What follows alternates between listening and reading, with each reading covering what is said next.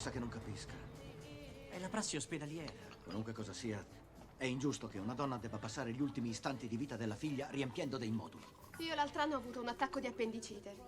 Mi scordo la tessera sanitaria e così quelli mi rimandano a casa. Potevo anche morire, non gli interessava niente. Lo sai che gli antibiotici mi costano 100 bigliettoni al mese?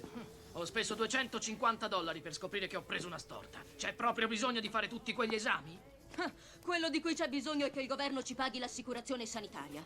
È complicato. Le assicurazioni sono le prime ad avere interesse a tenere alti i prezzi. E allora che dobbiamo fare? Già, qual è la soluzione? Non prendere storte. Sì, giusto. Patch. Aspetta.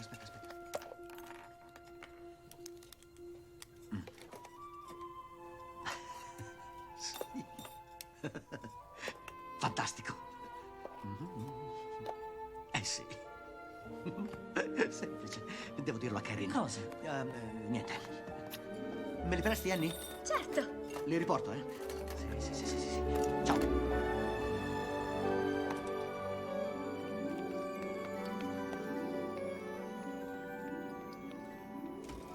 Che cosa vedi? Patch, è tardi. Che cosa vedi? Prezzemolo. E una trombetta. No. E Guarda oltre gli oggetti.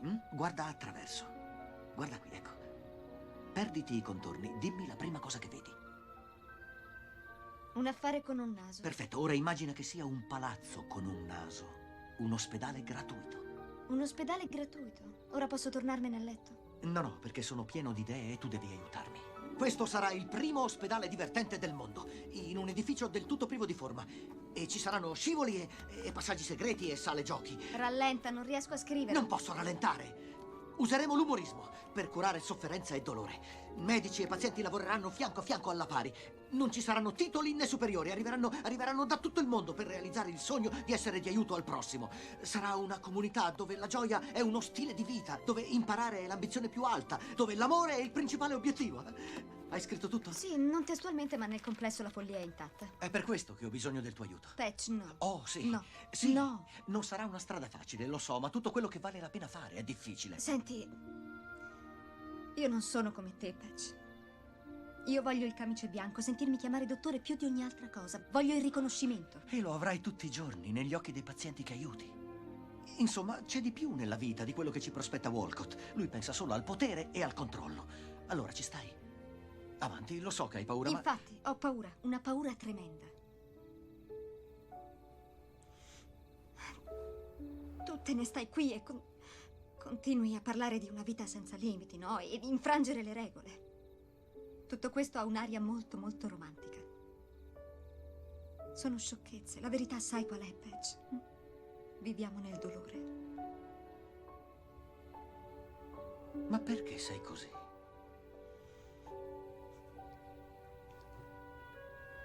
Adesso vado. No, non ancora, ti prego. No, ascoltami, andiamo. Qualunque cosa tu abbia fatto, puoi raccontarmela e ti aiuterò, giuro che posso.